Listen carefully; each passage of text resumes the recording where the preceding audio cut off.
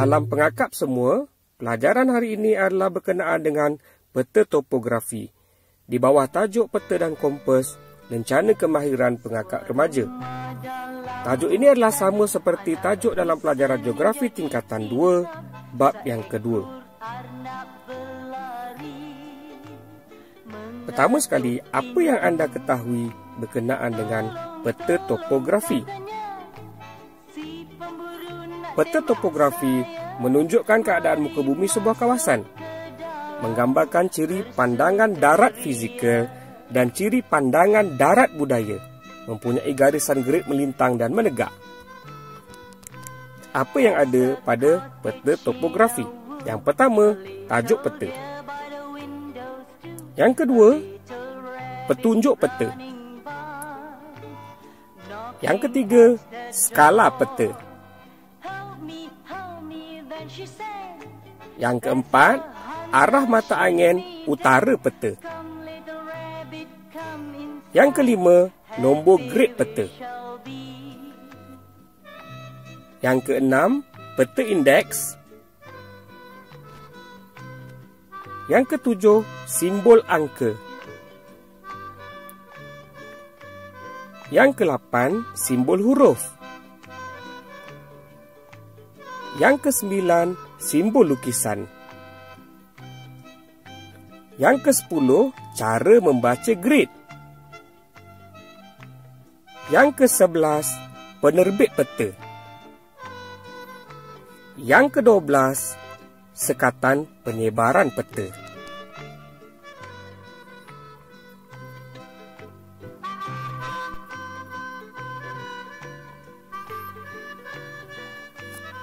Dalam peta topografi, kita boleh bahagikan kepada dua ciri, iaitu pandangan darat ciri budaya.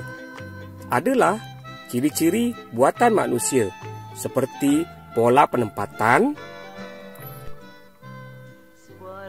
pekerjaan penduduk, kegiatan ekonomi, dan juga kemudahan asas. Ciri yang kedua adalah berkenaan dengan pandangan darat ciri fizikal, iaitu ciri-ciri semula jadi. Contohnya seperti bentuk muka bumi, tumbuhan semula jadi, dan juga saliran, kolam, empangan, sungai dan sebagainya. Seterusnya kita akan lihat berkenaan dengan garisan grid.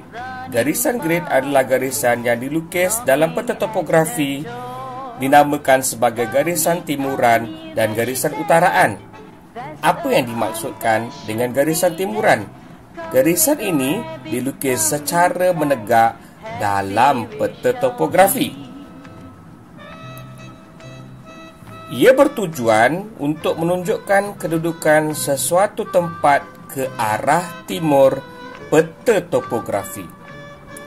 Garisan grid ini dinomborkan dan bertambah ke arah timur. Lihat gambar rajah.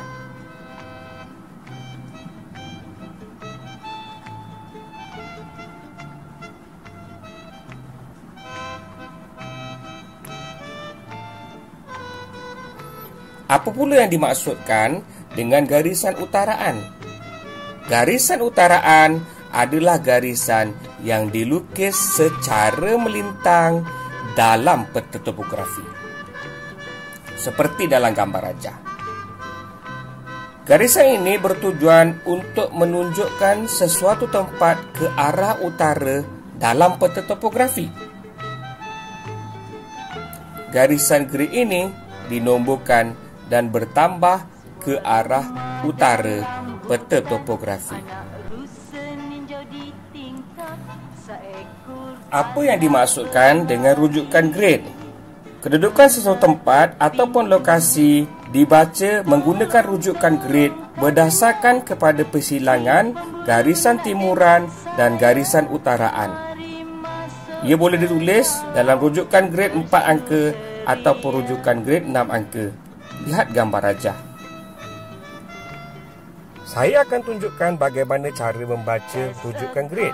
Yang pertama sekali anda perlu membaca garisan timuran. Kemudian baru diikuti dengan garisan utaraan. Seperti dalam video ini.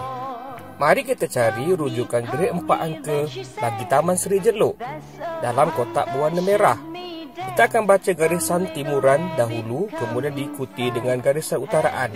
Maka rujukan gridnya adalah 2431. Pastikan anda membaca garisan sebelum tempat tersebut. Rajah berikutnya, cari grid 6 angka bagi Kampung Ulu Seperi. Seperti biasa, garisan timuran dibaca dahulu, garisan utara dibaca terkemudian. Anda perlu ingat soalan ini berkaitan dengan rujukan grid 6 angka. Oleh itu, anda perlu membuat skala 10 dalam kotak grid tersebut seperti dalam rajah.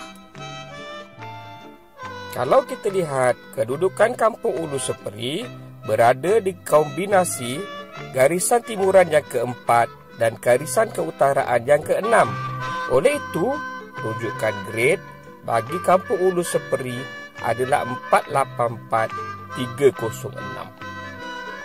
Seterusnya, kita akan cari bearing Kampung Kuala Perdik dari Velcra Kampung Pansun. Ingat lagi konsep bearing, dibaca dari utara, ikut arah jam, ditulis dalam 3 digit. Kita akan lukiskan satu garisan utara di Velcra Kampung Pansun dan satu garis lurus menuju ke Kampung Kuala Perdik seperti dalam rajah. Menggunakan jangka sudut, ukur sudut garis tersebut. Maka bearingnya adalah 240 darjah. Seterusnya, kita akan cari bearing Kampung Haji Palil dari Kampung Micu. Kita perlu melukiskan garis utara pada Kampung Micu dan satu garis lurus terus menghubungkan Kampung Haji Palil seperti dalam gambar rajah. Dengan menggunakan jangka sudut, ukur sudut tersebut, maka bearingnya adalah 65 darjah.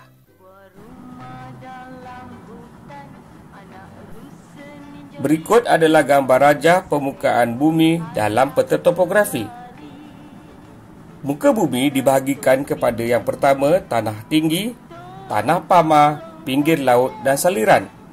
Garisan kontur dilukis dalam peta topografi bagi menggambarkan kawasan tanah tinggi.